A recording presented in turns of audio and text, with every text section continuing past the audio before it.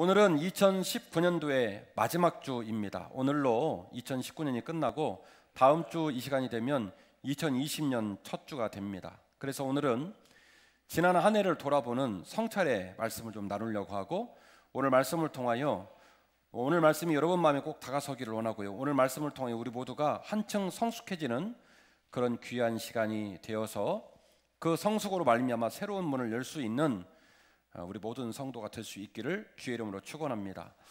여러분, 지난 날을 생각하면서 여러 번 살아온 족적들을 생각해 보면서 감사보다는 후회가 아마 많을 겁니다. 후회가 많아요, 인생은. 왜 그럴까요? 우리 모두가 신분이 죄인이기 때문에 우리들의 삶 가운데는 죄로 말미암아 그 죄의 병변으로 나온 결과물이 많기 때문에 후회가 많습니다. 그 후회 중에 제일 많은 후회가 뭐냐면 관계에 대한 후회예요. 조금 더 성숙하고 건강한 관계를 맺으면 얼마나 좋았을까. 부부가 그런 관계를 맺고, 자녀와 부모가 그런 관계를 맺고, 목사와 성도와 성도가 그런 관계를 맺으면 얼마나 좋았을까 싶은데, 우리가 그렇게 멋있는 사람이 아니에요. 그래서 나도 상처를 받고, 나도 모르는 순간에 또 상처를 주고, 그러면서 사는 게 너무너무 힘들게 한 해를 사셨어요. 그래서 지나온 우리의 족적 중에 제일 후회가 되는 건 좀 좋은 관계를 맺으면 얼마나 좋았을까 하는 후회가 있을 겁니다. 2020년도가 다가옵니다. 기대도 있지만 걱정도 있죠. 그 걱정은 뭡니까? 내가 사람들하고 관계를 잘 맺을 수 있을까? 그 관계가 성숙해질 수 있을까? 이런 염려와 근심 아니겠습니까? 성경은요, 성경을 보는 관점에 따라서 성경의 그 느낌이 많이 다르게 다가오게 되는데요, 이 관계라는 차원에서 성경을 읽어보면 성경은 구약 성경 39권, 신약 성경 27권 중에 관계를 잘 맺은 사람들과 관계를 못 맺은 사람들로 구분이 됩니다. 신기하죠? 창세기 12장 1절에서 아브라함이 갈대아 우르를 떠날 때 갈 바를 알지 못하고 하나님 부름을 따라 갔대요. 다른 사람 못한 일을 했대요. 그게 무슨 얘기예요? 아브라함이 하나님하고 뭘 잘 맺은 거예요? 관계를 잘 맺은 겁니다. 조카와도 관계를 잘 맺은 거고요. 결국 성경은 관계를 잘 맺어서 복되고 아름답고 열매가 있는 삶을 사는 사람들의 이야기와 관계를 엉망진창으로 관리해가지고 그것 때문에 본인도 아프고 남도 아프게 했던 실패한 사람들의 얘기로 딱 구분이 된단 말입니다.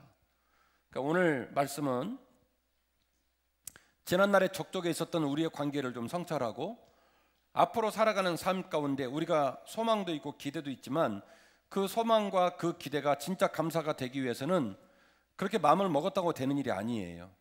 그 소망과 감사가 내 것 될 수 있는 삶의 태도를 가져야 되는데, 그런 맥락 속에서 좋은 관계를 맺기 위한 성찰의 시간으로 여기고, 오늘 말씀이 우리 모두에게 아멘 되기를 주의 이름으로 축원하는 겁니다. 첫 번째 관계입니다.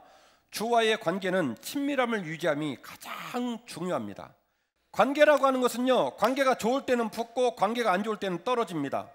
이 세상에 있는 수많은 사람과의 관계는 붙었다 떨어졌다 그렇게 합니다. 아무리 인고 부부도 관계가 붙었다 떨어졌다 하고요, 부모하고 자녀도 붙었다 떨어졌다 하거든요. 그건 사람의 인지상정이에요. 그런데 하나님과의 관계는 그렇게 하면 안 돼요. 왜냐? 사람이 붙었다 떨어졌다는 이유는 뭐냐면 이 사람도 온전하지 않고 나도 온전하지 않기 때문에 일어나는 현상이거든요. 근데 하나님은요, 회전하는 그림자가 없으신 분이에요. 그래서 하나님한테는 붙었다 떨어졌다 할 이유가 한 개도 없어요. 근데 여러분은 알아서 붙었다 떨어졌다 하잖아요. 그러면 안 돼요. 요한복음 15장 16절 말씀은 이렇게 말합니다. 너희들이 나를 택한 게 아니라 내가 너희들을 택했다. 그 이유는 너희들의 열매가 항상 있게 하기 위함이고, 너희들이 내 아버지로 무엇을 구하든지 그것이 항상 너에게 있게 하기 위하여 내가 너희를 택했다는 거예요. 쉽게 말하면 복 주려고, 행복하게 하려고, 내가 너와 함께하는 삶을 통하여 인생이 아름답게 하기 위하여 내가 너를 택했다는 거예요. 두들겨 패고 앵벌이 시키고 그거 아니고 너 행복하게 하려고. 그런데 하나님과 관계를 어떻게 맺으실래요? 붙었다 떨어졌다 그렇게 하실래요? 제가 한국말로 말씀드렸잖아요. 너희들이 나를 택한 게 아니라 내가 너희를 택했는데, 그 이유는 내 아버지 이름으로 무엇을 구하든지 그 구한 것이 너에게 항상 있게 하기 위함이란다. 내가 너 복 주려고 구했어, 택했어. 내가 너 사랑하려고 불렀어. 내가 너 택했다. 근데 여러분 붙었다 떨어졌다 붙었다 떨어졌다 할래요 안 할래요? 감사해요. 요한복음 3장 16절 하나님의 세상을 이처럼 사랑하사 독생자를 주셨다. 하나님께서 우리를 향하신 하나님의 태도예요. 그 태도는 변함이 없어요. 우리처럼 올라갔다 내려갔다 그러지 않아요. 막 올라갔다 내렸다 그러면 막 짜증이 엄청나잖아요. 저놈의 인간은 어쩌면 이렇게 날씨가 조석간으로 변하는지 몰라. 그렇죠? 근데 우리는 그러지만 하나님은 절대 그런 분이 아니에요. 그래서 하나님과 관계를 잘 맺는 중요한 비결은 하나님을 가까이 두고 하나님과 친밀한 관계를 유지하는 거예요. 그러면 내 영혼이 살고, 그러면 이 땅의 관계를 맺는 중요한 동력원이 확보가 됩니다. 그게 거룩의 동력이에요. 하나님이 주시는 그 거룩한 임재하심의 동력이 되는 겁니다. 시편 73편 28절 하나님을 가까이 함이 내게 복이라. 내가 주 여호와를 나의 피난처로 삼아 주의 모든 행적을 전파하리이다. 할렐루야. 하나님을 가까이 하는 것이 내게 뭐다? 복이다. 이사야 55장 6절입니다. 너희는 여호와를 만날 만한 때에 찾으라. 가까이 계실 때 그를 부르라. 할렐루야. 주 여호와 하나님이 너에게 가까이 계시다면 언제라도 그분을 부르라는 거예요. 언제라도 그분을 부르면 그분이 네 눈물을 닦아주고 낙담한 너에게 용기를 주고 그게 느껴진다는 거예요. 왜요? 내가 그분과 어떻게 하고 있기 때문에. 어떻게 하고 있기 때문에? 가까이 있기 때문에. 가까이 있기 때문에. 하나님과 가까이 있는 사람은 하나님의 숨소리가 들려요. 하나님의 마음이 느껴져요. 하나님께서 내가 기도할 때 내 기도에 응답하실 거라는 자신감도 생겨요. 근데요, 하나님과 거리가 떨어진 사람은 아무리 말씀을 들어도 그 말씀이 들리지 않아요. 하나님을 가까이 하십시오. 하나님과 친밀함을 유지하십시오. 그러면 하나님 말씀이 귓등으로 들리지 않고 쏙쏙 들어옵니다. 똑같은 메시지인데 그 말씀이 내 마음을 움직이고 때립니다. 그러면 은혜를 받고 결단 있고, 목사님 오늘 저에게 주신 말씀이죠? 아멘이에요. 그런데 귓등으로 들으면 카페에서 커피를 마시면서 오늘도 나를 때렸구만? 이렇게 얘기를 한단 말이에요. 어떤 목사가 성도를 때리겠어요? 뭐 회초리를 들고 때리겠어요? 그런 마음먹은 목사는 없습니다. 그 증거가 뭐냐? 설교 제목과 설교 부문이 하나인데 깨달는 위치, 깨닫는 내용은 다 달라요. 이게 말씀의 능력이고 이게 말씀의 신비예요. 제 말 못 알아들어요? 심지어는 어떤 사람은요, 설교 다 듣다가 은혜를 못 받고 예화의 은혜를 받는 사람도 있고요, 어떤 사람은 파송 찬양의 은혜를 받는 사람도 있어요. 은혜를 받는 위치가 달라요. 똑같은 말씀이 선포됩니다만 그 말씀의 수용성과 그 말씀의 위치에 따라서 하나님 말씀의 은혜가 달라지더라는 겁니다. 그래서 너는 여호와를 만날 때에 찾으라. 그가 가까이 계실 때에 그를 부르라. 그러면 그가 너의 목소리를 듣고 너에게 응답하실 것이다. 야고보서 4장 7절 그런즉 너희는 하나님께 복종할지어다. 마귀를 대적하라. 그리하면 너희를 피하리라. 하나님을 가까이 하라. 그리하면 너희를 가까이 하시리라. 할렐루야. 우리가 하나님을 가까이 하고 우리가 하나님을 사랑하고 우리 하나님을 잘 섬기면 하나님께서 우리를 가까이 여기시고 등을 두드려 주시고 격려해 주십니다. 할렐루야. 결국 우리 중에 믿음이 힘이 없고 자라지 않으며 하나님의 마음과 영적인 가치로 나와 교회를 못 보는 사람이 있다면 반드시 우리 중에 누군가가 하나님과의 관계를 소홀히 여김으로 인하여 나타나는 현상이라는 것을 반드시 기억하셔야 됩니다. 저는 우리 존경하는 원로 목사님 모시고 구전 사역하면서 그런 자신감은 있어요. 우리 교회가 건강한 교회다. 우리 교회가 행복한 교회다. 그러나 과연 우리 교회가 정말로 거룩한 교회인가? 이 부분은 숙제예요. 고민 많이 하고 있어요. 건강한 교회가 많지 않고 행복한 교회가 많지 않아서 건강한 교회와 행복한 교회 만들려고 제가 몸부림을 친 건 사실입니다만은 제가 너무 가슴 아픈 것은 거룩에 빠진 건강이, 거룩에 빠진 행복이 무슨 의미가 있겠어요? 여기는 인간들의 마실 나온 모임이 아닙니다. 등산 모임도 아닙니다. 물건을 파는 회사도 아닙니다. 거룩한 십자가를 세우고 주님을 섬기는 공동체이기 때문에 우리가 건강해야 된다고 한다면 거룩하며 건강해야 되고요, 우리가 행복해야 된다면 거룩하며 행복해야 된단 말입니다. 저는 우리 교회가 부흥하기를 원합니다. 우리 교회 빈자리가 채워지기를 원합니다. 그런데 그것은 인간적인 욕심으로 되는 일이 아니에요. 현수막을 달아놨다고 되는 문제가 아니에요. 그래서 담임 목사로부터 어린아이 이르기까지 우리 모두는 하나님과 친해져야 되고 하나님과 가까워져야 되고 그 친밀하고 가까운 사이를 잘 유지해야 합니다. 하나님에 가까워야 두려움이 생기고 하나님에 가까워야 그분의 영광을 구하는 힘이 생기고 하나님과 가까워야 내 말과 내 마음을 잘 지키려는 용기도 생기는 겁니다. 아멘이시죠? 하나님을 선대하십시오. 두 번째로 선대함이 모든 관계의 가장 중요한 태도인 줄로 믿습니다. 같이 해주실래요? 선대함이 모든 관계의 가장 중요한 태도입니다. 아멘. 오늘 본문은 마태복음의 산상수훈의 가장 중요한 엑기스예요. 마태복음의 산상수훈은 5장에서 7장 구간에 있거든요. 5장에서 7장 구간 중에 맨 앞에 팔복이 있고 팔복이 끝나자마자 예수님께서 말씀하신 여섯 가지의 반대되는 명제, 어디에 반대되냐면 구약에 나오는 모세의 오경과 반대되는 명제를 주님께서 내세우셨어요. 산상수훈의 앞에 팔복 바로 뒤에 몇 가지요? 6가지. 그 혁신적인 예수님의 메시지, 그 혁신적인 예수님의 반대되는 명제를 그래서 너무 유명하기 때문에 신학자들은 6반제라고 얘기를 해요. 6가지 반대되는 주제라는 말입니다. 마태복음 5장 21절에서 48절 구간에 있는 것이 6반제인데요. 이 6반제는 각기 살인, 간음, 이혼, 맹세, 보복, 원수사랑, 이 6가지입니다. 이 6가지 중에 항상 구약의 모세오경을 인용하고 너희가 말하고 있는 말씀은 율법은 이렇게 말했지만 그러나 나는 너희에게 이렇게 명하노니, 한글 개역하전판은 아쉬운 건 그러나라는 부정 접속사를 뺐어요. 원문에는 있어요. 모세의 율법은 이렇게 말했지만 그러나 나는 이렇게 얘기한다. 그래서 그 율법을 강화시키거나 그 율법을 변경하거나 심지어 그 율법을 폐기 처리한 이야기가 6반제입니다. 이 6반제 중 뒤에 나오는 보복과 원수 사랑에 해당하는 본문이 오늘 우리가 함께 읽으신 누가복음 6장 본문입니다. 마태복음은 5반제와 6반제를 구분하고 있지만 누가복음 6장은 5반제와 6반제를 통틀어서 하나로 얘기하고 있는 거예요. 그 보복하는 것과 그 원수로 맺는 것을 풀어갈 수 있는 예수님의 6가지의 반대되는 명제를 누가복음 6장은 딱 한마디로 압축해서 해법을 다음과 같이 말하는데 따라서 합시다. 선대하라. 선대하라. 오늘 본문의 메시지의 핵심은 바로 선대를 명령하시는 거예요. 선대를 명령하시는 거예요. 27절 그러나 너희 듣는 자에게 내가 이르노니 너희 원수를 사랑하며 너희를 미워하는 자를 어떡하라? 선대하라.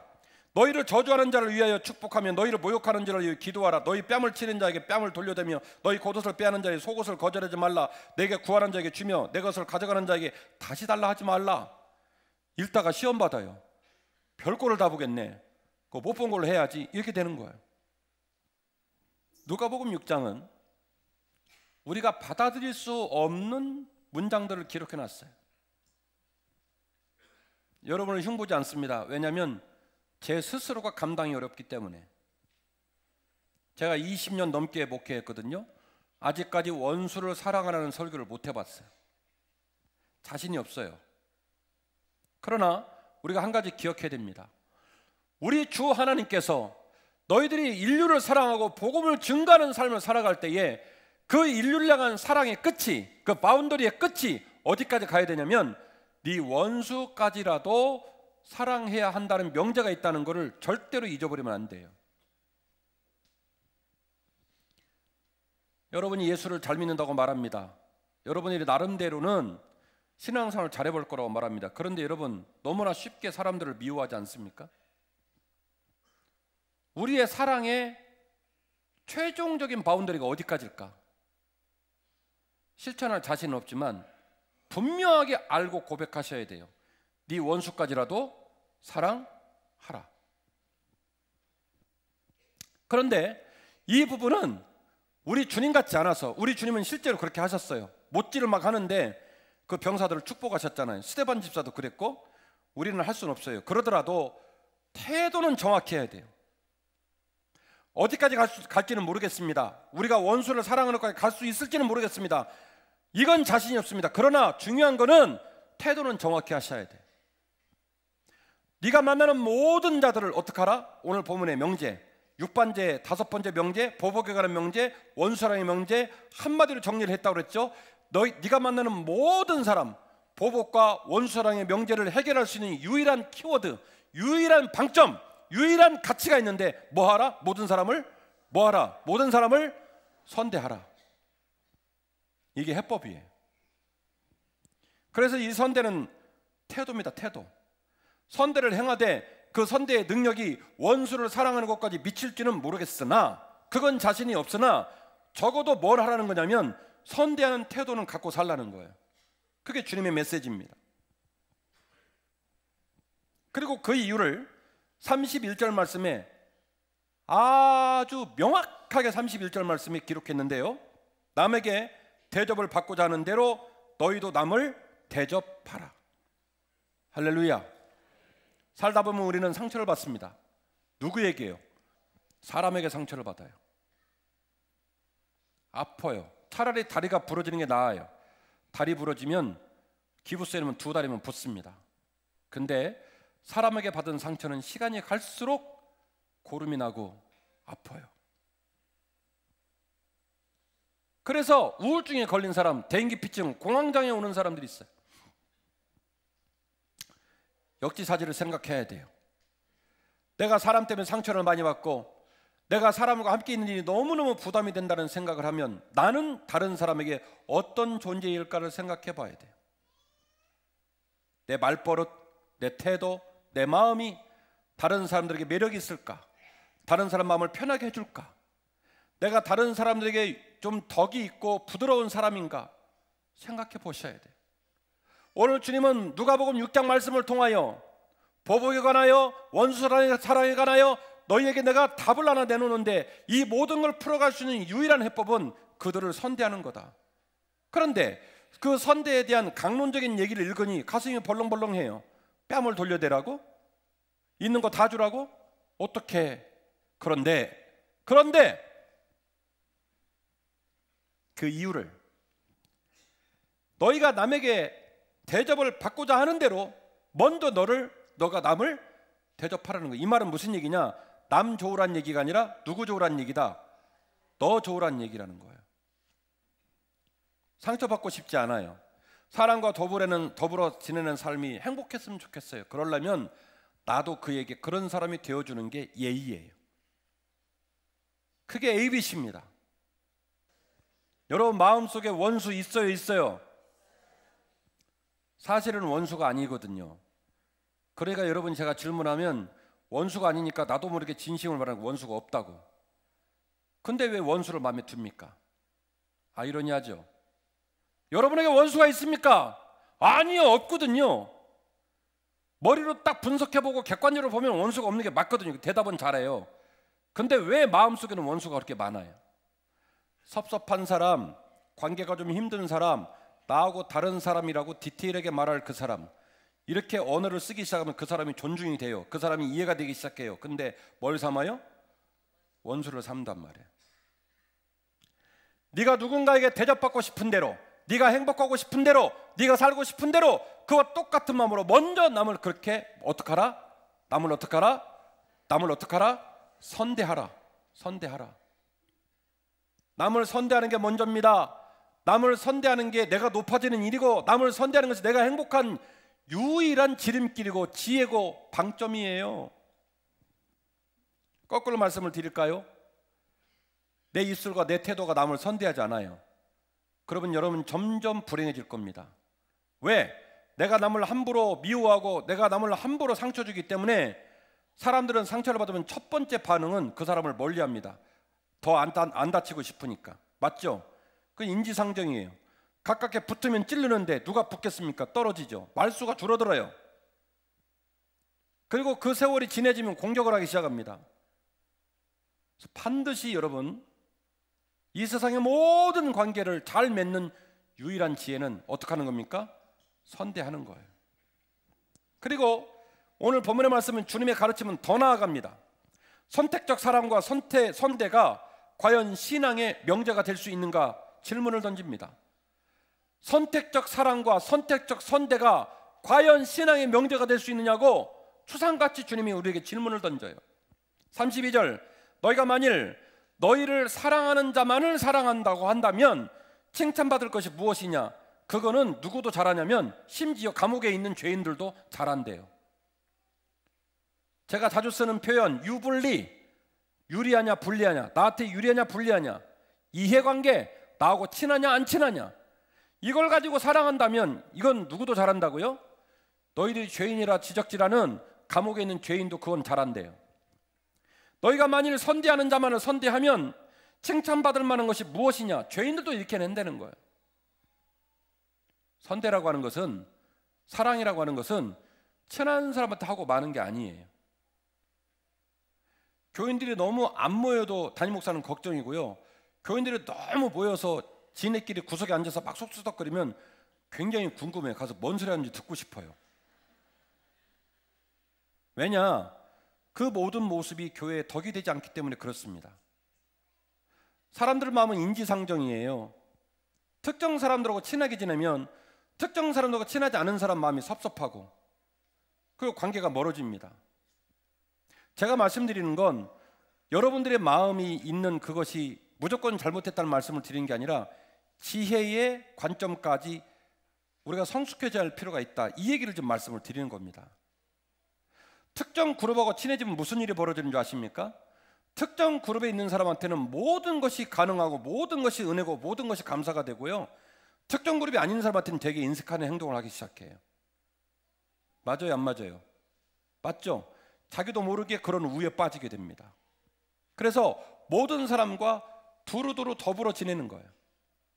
이 주님의 말씀은 우리의 삶의 수많은 갈등과 불행과 아픔의 중요한 해법이 선대하는 사랑으로 만물을 섬기는 것이라고 강조하고 있음을 기억하셔야 될 줄로 믿습니다. 결론입니다.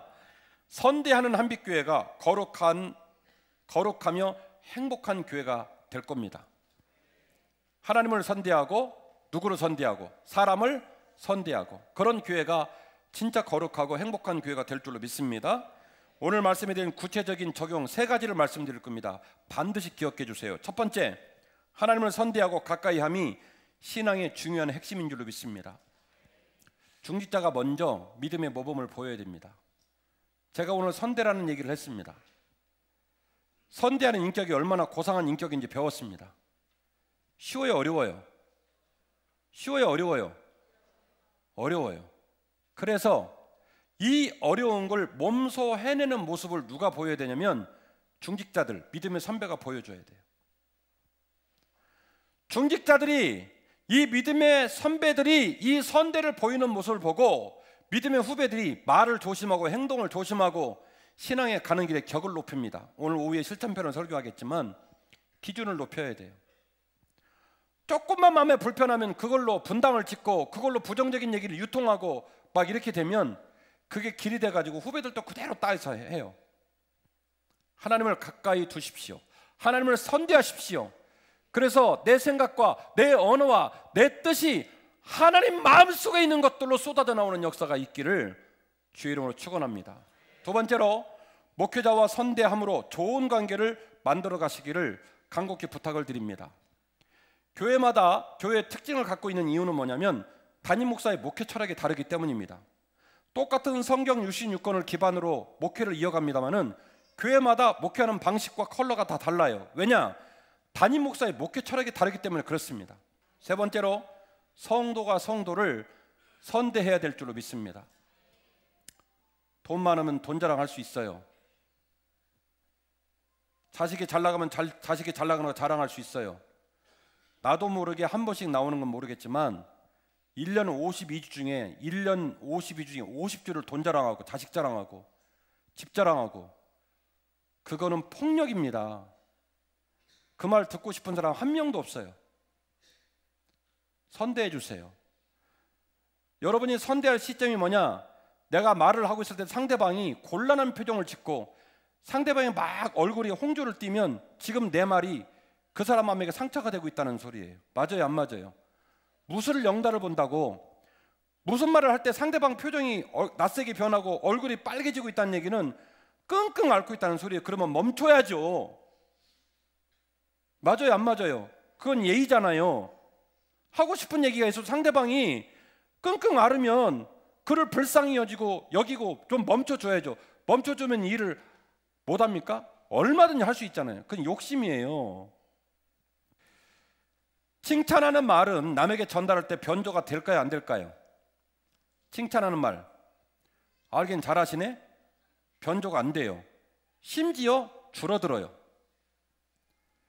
그를 깨끗하게 인정해주고 격려해주고 축하해줘야 되는데 그 말을 전달할 때는 안 하고 싶어. 그래서 반으로 줄어. 원래는 서울대를 갔는데 그냥 4대만 아닌 대학 갔디야. 수능 본 거지 뭐. 이렇게 얘기하는 거예요. 세상에 그 집 아들이 서울대를 갔대. 참 잘했지? 이런 말을 못해. 이 정도까지는 가야죠. 신자인데.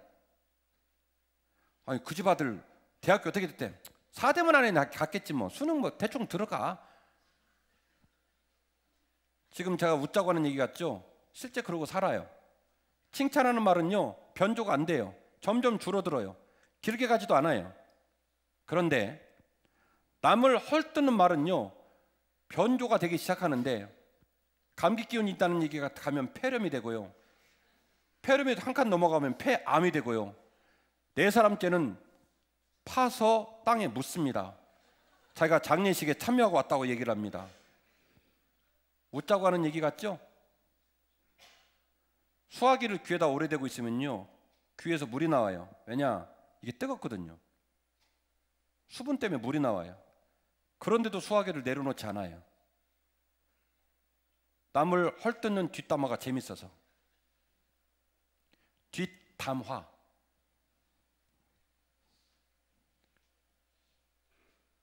한 해의 마지막 날이기 때문에 쓴소리를 하는 거예요. 이 모든 것들을 정리해야 빈자리를 채울 수 있고 이 모든 걸 정리해야 교회가 살아요.